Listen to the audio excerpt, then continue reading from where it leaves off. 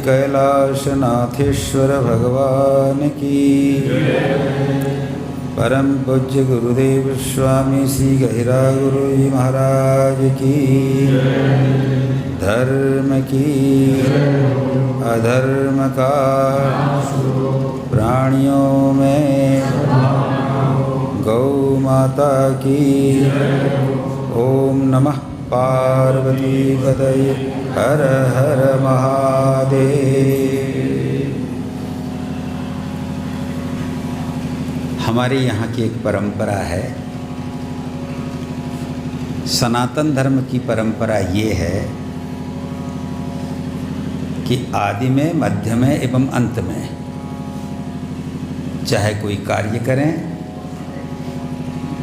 जीवन से संबंधित हो या जगत से, भगवान का स्मरण करना चाहिए। और हमारे भगवान के चरणों में हम बैठे हैं, कैलाशनाथेश्वर जी के।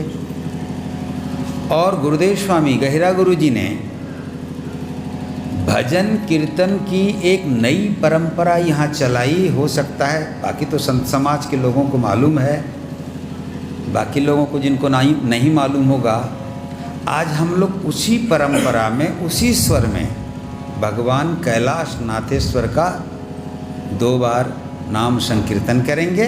उसके बाद थोड़ी बहुत चर्चा। शिव शिव हर हर जय शिव शंकर। शिव शिव हर हर जय शिव शंकर। जय जय प्रभु कैलाशनाथेश्वर। जय जय प्रभु कैलाशनाथेश्वर। शिव शिव हर हर जय शिव शंकर। शिव शिव हर हर जय शिव शंकर। जय जय प्रभु कैलाशनाथेश्वर। जय जय प्रभु कैलाशनाथेश्वर। शिव शिव हर हर जय शिव शंकर। शिव शिव हर हर जय शिव शंकर। जय जय प्रभु कैलाशनाथेश्वर। जय जय प्रभु कैलाशनाथेश्वर। शिव शिव हर हर जय शिव शंकर। शिव शिव हर हर जय शिव शंकर। जय जय प्रभु कैलाशनाथेश्वर। जय जय प्रभु कैलाशनाथेश्वर।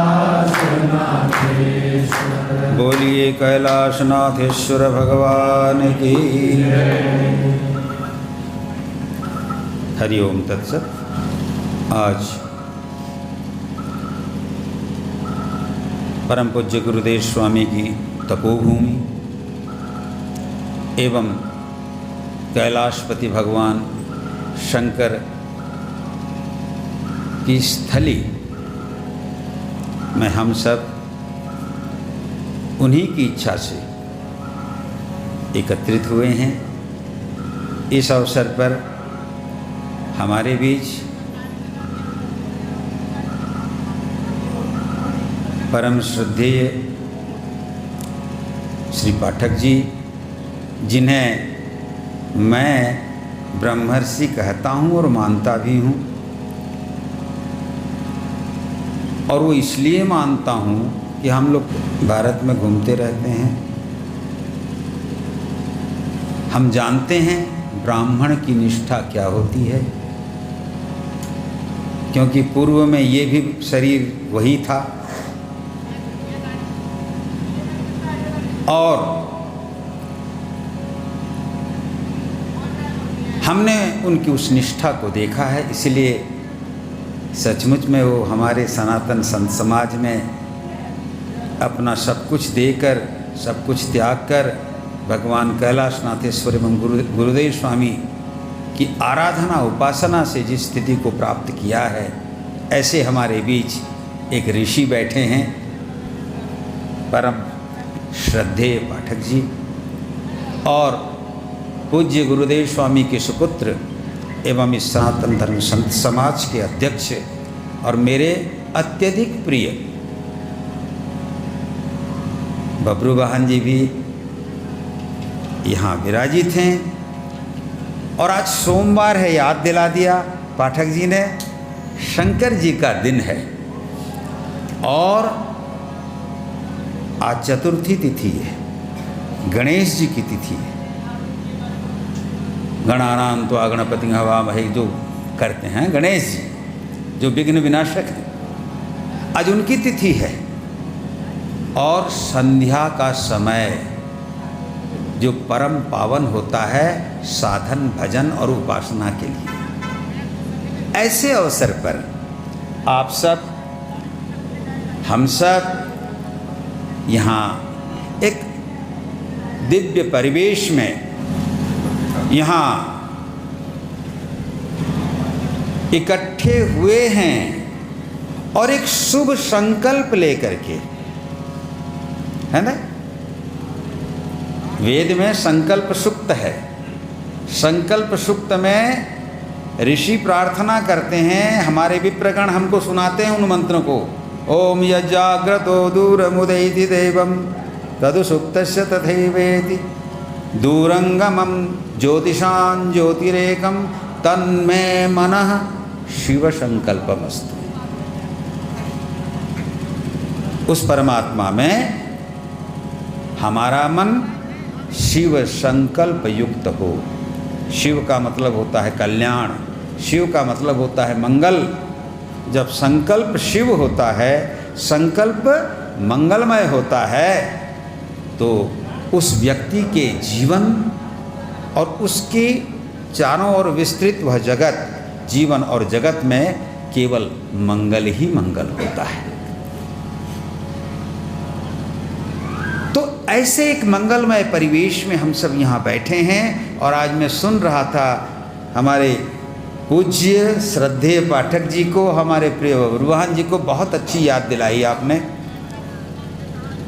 यहाँ गुरुदेव स्वामी ने तपस्या की, ये तपोभूमि है, याद रहे, ये तपोभूमि है और केवल तपोभूमि नहीं, ये सिद्ध भूमि है। और जो तपोभूमि होती है, माने भूमि का जो वंश तपस्या द्वारा पूत होता है, और वह भूमि जब सिद्ध भूमि में परिणत हो जाती है तो वही तीर्थ कहलाता है। तो ये तीर्थ भूमि है। यहाँ सदेह भी संत विद्यमान रहते हैं और विदेह संत भी विद्यमान रहते हैं। ये कोई साधारण स्थली नहीं है, ये आज की भाषा में कोई टूरिस्ट स्पॉट नहीं है। और यहाँ जिस महापुरुष ने संकल्प किया, उनका वह संकल्प बबरू वाहन जी बता रहे थे ना, आदिवासी भाषा में जरूर किया होगा, लेकिन वह वैदिक संकल्प था। वेद में है वयम राष्ट्रे जागृयामः पुरोहिताः, ये वैदिक संकल्प है। और आज उनके संकल्प से यहाँ विप्र भी संस्कृत उच्चारण करते हैं, तो उनके साथ साथ सभी वर्णों के लोग भी संस्कृत उच्चारण करते हैं।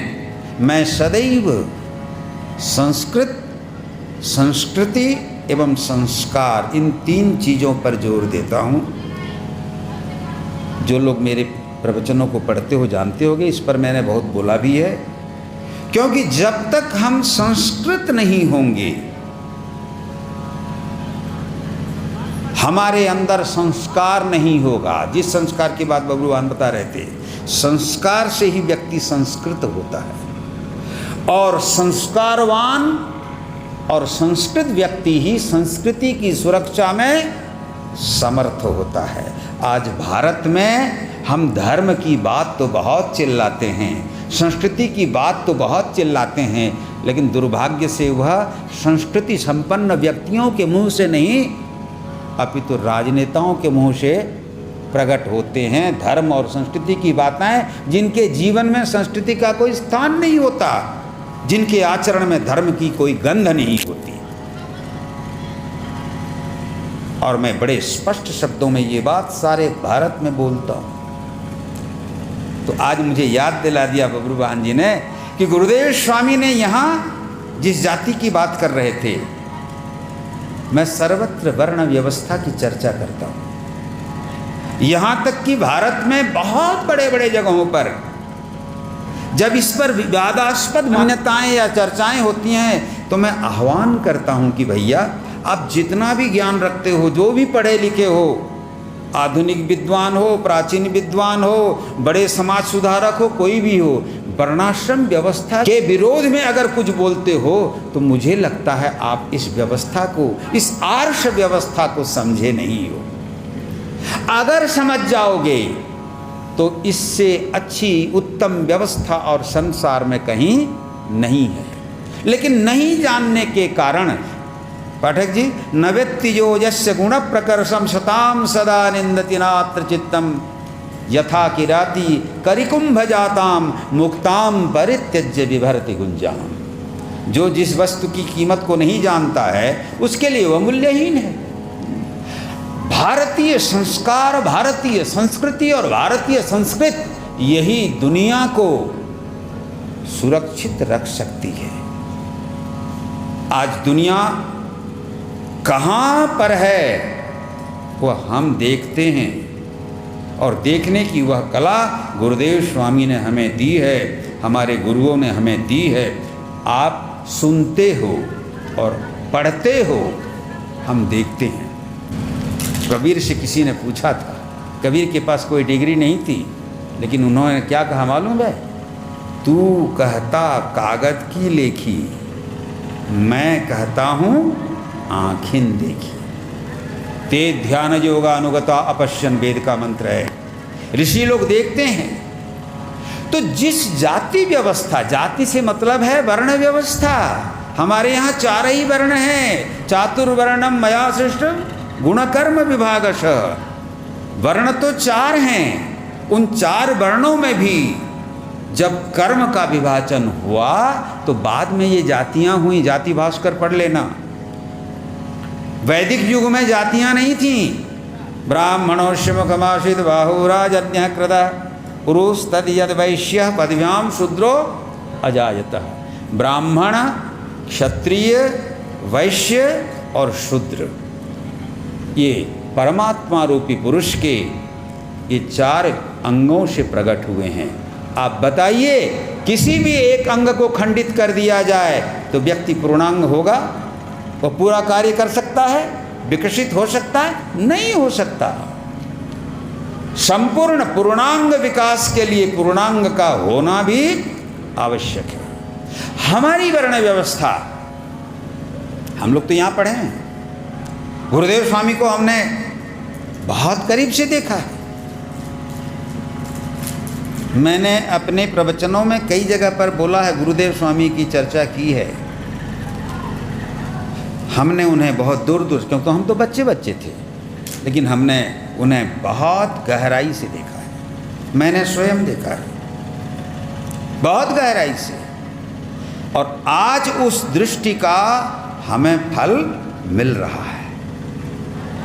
गुरुदेव स्वामी किसी को प्रत्यक्ष शिक्षा नहीं देते थे, हाथ पैर पकड़कर आसन और प्राणायाम नहीं बताते थे, लेकिन वो क्या करते थे आज हम उसे जानते हैं। बब्रूवाहन, शायद उस समय आप नहीं थे, यहाँ मैं पहले ही आया था। प्रथम पाठक जी तो जानते हैं, पाठक जी तो हम सबके पूज्य हैं। प्रथम सावन यज्ञ में गुफा में वहाँ होता था यज्ञ, गुफा के अंदर शास्त्री जी वगैरह आते थे अंबिकापुर के। मैं पहली बार उनको देखा जब उन्होंने कहा, क्योंकि पूजा पाठ के पहले सब प्राणायाम करते हैं, प्राणायाम की एक विधि है ना। गुरुदेव स्वामी से कहा कि आप प्राणायाम कीजिए, तो मैं बगल में उधर जिधर रामायण पाठ करते हैं ना, उधर ही में था, छोटे तो थे भाई, इतना बड़ा बड़ा थे। गुरुदेव स्वामी बैठ गए और इड़ा से कैसे श्वास लेते हैं, पिंगला से कैसे छोड़ते हैं, इड़ा पिंगला को बंद करके कुंभक कैसे करते हैं, मैंने उस दिन इस पोजीशन में उन्हें देखा कि बिना हाथ, बाकी जितने लोग योग सिखाते हैं दुनिया भर में आजकल सब यही धंधा कराते हैं, लेकिन उस दिन मैंने देखा था इड़ा से कैसे बिना कुछ किए श्वास खींचा जाता है, कैसे पिंगला से छोड़ा जाता है, कैसे लिया जाता है, बहिर्कुंभक अंतरकुंभक क्या होता है। आज मैं उस चीज़ को अच्छी तरह से अनुभव करता हूँ। तत्काल स्वर को कैसे बदला जाता है, इस पर बहुत चर्चा हुई, बहुत सारी चीज़ें। तो आज उनकी सिद्धि को हम देखते हैं, वो एक साधारण गृहस्थ के समान जीवन जीते थे, लेकिन उनकी कोई भी क्रिया, उनका कोई भी विचार साधारण नहीं था, वे संपूर्ण असाधारण थे। क्योंकि मैंने उनको बहुत बहुत करीब से देखा है। बबरू बहान तो खैर सुपुत्र हैं उनके, पाठक जी तो उस जमाना में हम लोगों को डांटने फटकारने वाले थे, इनके डर से भागते थे हम लोग। हाँ, मेरा कहने का मतलब है, अगर दुनिया को सुखी होना है तो वर्णाश्रम व्यवस्था को मानना ही पड़ेगा। हमारे भारतवर्ष में कभी बेरोजगारी नहीं थी, जाति व्यवस्था के कारण। क्योंकि कृषक का लड़का कृषक, जन्मजात, व्यवसाय का व्यवसाय, इत्यादि इत्यादि, बढ़ई का बढ़ई, हलवाई का हलवाई, ये सब होता कितने। जन्मजात वे बच्चे साक्षर नहीं होते थे, हो सकता है साक्षर नहीं होते थे, मगर ज्ञानी होते थे।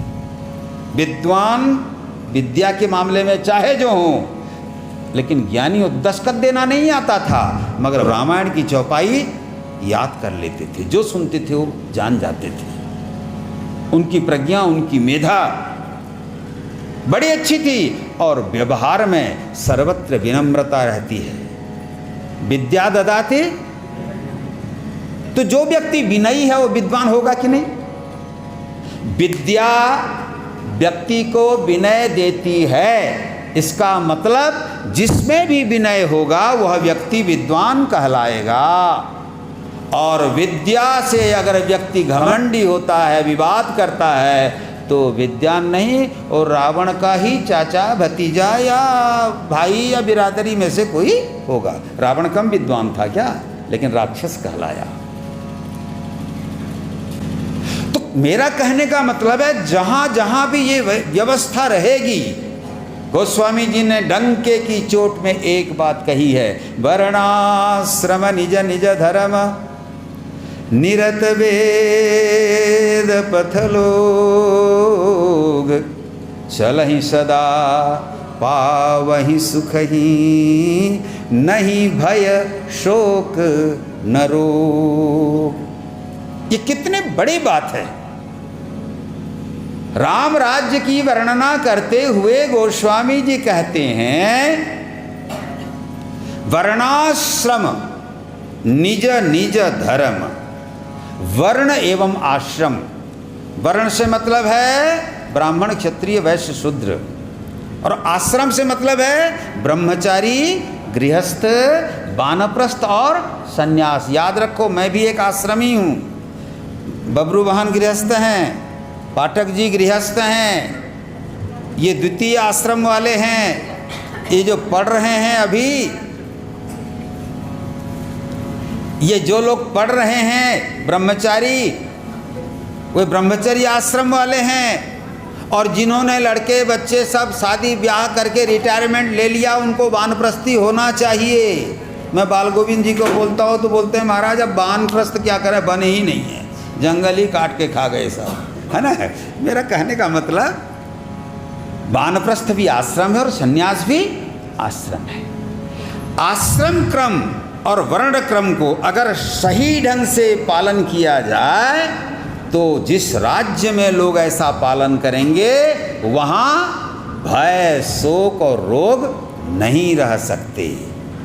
आज दुनिया में क्या है, सारी दुनिया में अंतर्राष्ट्रीय स्तर पर लोग भयभीत हैं। चाहे अमेरिका हो, चाहे यूरोप हो, चाहे भारत हो, चाहे चाइना हो, चाहे ऑस्ट्रेलिया हो, चाहे दुनिया में किसी भी तरह से कितना भी विकसित देश हो, वो भयभीत है एक दूसरे से। क्योंकि भय वहीं होता है जहाँ परस्पर में प्रेम नहीं होता और विश्वास नहीं होता,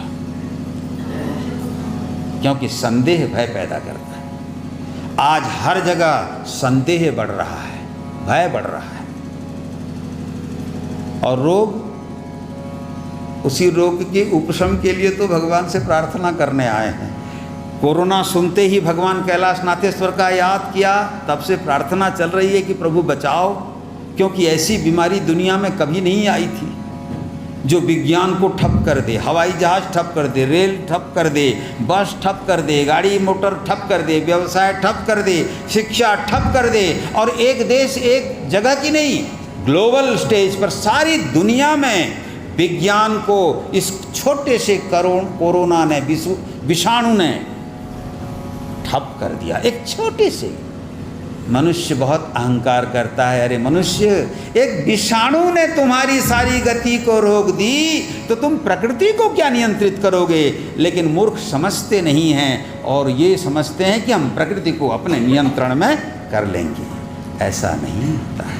मनुष्य की एक सीमा है और मनुष्य द्वारा निर्मित विज्ञान की भी एक सीमा है। जब सीमा पार जाने को ही लगता है तो फिर स्वयं प्रकृति ही उसके विनाश का उपाय रच लेती है। तो अगर हम वर्ण और आश्रम की व्यवस्था को ठीक से समझें, मानें और संस्कार, संस्कृति और संस्कृत, इन तीनों चीज़ों को बचाने का प्रयास करें तो निश्चित है हमारा तो कल्याण होगा, जगत का कल्याण होगा। और भारत जो विश्व गुरु बना था, बीच में बिगड़ गया है, आज पुनः विश्व गुरु बनने का प्रयास कर रहा है, तो अपने संस्कार, संस्कृति और संस्कृत को लेकर ही विश्व गुरु बन सकता है। और ये होगा कब? भावी मेटि सकहीं त्रिपुरारी, भगवान शंकर की जब कृपा होगी तभी होगा। और भगवान शंकर जानते हैं आप, वो रुद्र हैं, रुलाने वाले देवता हैं, तो हंसाने वाले देवता भी हैं। एकमात्र भगवान शंकर हैं जो प्रलयंकर हैं, है ना। सृष्टा कोई और, जन्म देने वाला कोई और है, पालन कोई और करता है। लेकिन जब जन्म अधिक हो जाए और पालन की व्यवस्था न हो, या जन्म कम हो और पालन वाले बहुत हो जाएं, दोनों में समस्या आती है। तो ऐसे स्थान पर संहार के माध्यम से संसार को, सृष्टि को बैलेंस करने वाले देवता शंकर जी हैं। तो बंधुओं, ये भूमि सामान्य भूमि नहीं है। मैं कहीं भी रहता हूँ, यहाँ की मिट्टी को प्रणाम करते रहता हूँ प्रतिदिन। क्यों? क्योंकि मैंने प्रत्यक्ष रूप से भगवान कैलाशनाथेश्वर की कृपा का अनुभव किया है। ये स्पष्ट बोल रहा हूँ, हम तो सन्यासी हैं। गुरुदेव स्वामी की कृपा को स्पष्ट रूप से अनुभव किया है। और मेरे गुरुदेव परमहंस सत्यानंद जी महाराज जिन्होंने मुझे संन्यास दिया, उसके साथ साथ उनकी ही कृपा से देखो मैं हर हमेशा मस्त रहता हूँ। और भारतवर्ष के महान संतों का आशीर्वाद मुझे मिलता रहता है, क्योंकि मैं आशीर्वाद मांगता तो खैर किसी से नहीं हूँ, लेकिन प्रणाम जरूर करता हूँ उनको। और अब कोई ज़बरदस्ती दे तो क्या करे, है ना। तो गुरुदेव स्वामी की ये कृपा है, पाठक जी, मेरे गुरुदेव का आशीर्वाद है कि मुझे बहुत महान संतों का आशीर्वाद बिन मांगे मिलता रहता है। ये इसी भूमि की महिमा है। इसलिए मैं बार बार लालायित रहता हूँ। अभी बहुत दिनों से नहीं आ पाया था, इसलिए मन में सुगबुगाहट तो थी। कोरोना के कारण जैसे ही कोरोना का ये हुआ तो मैंने बोल दिया था, सब सुरेश वगैरह सबको बोल दिया था कि कोरोना ऐसी विपत्ति आ रही है तो जल्दी से जल्दी भगवान कैलाश नाथेश्वर के पास जाकर अभिषेक करें। क्यों अभिषेक करें? प्रार्थना करें, अभिषेक प्रियो हरा। भगवान शंकर जी देखो रहते कैलाश में हैं, बर्फ में कैलाश तो गए हो ना, मानसरोवर कितनी ठंडी है, वहाँ भी उनको जल चढ़ाने वाले हैं। अद्भुत है, ऐसे देवता, ठंडे में भी ठंड, बर्फ में भी बर्फ हैं। तो वो तो आशुतोष भी हैं और अभिषेक प्रिय हैं। और सबसे बड़ी बात, वही जिन पर कृपा करते हैं उन्हें भगवान की भक्ति मिलती है। बिना भगवान शंकर की कृपा किए आप न राम को पा सकते हो और न काम को हरा सकते हो। काम को हराना है तो शंकर की कृपा चाहिए और राम को पाना है तो शंकर की कृपा चाहिए।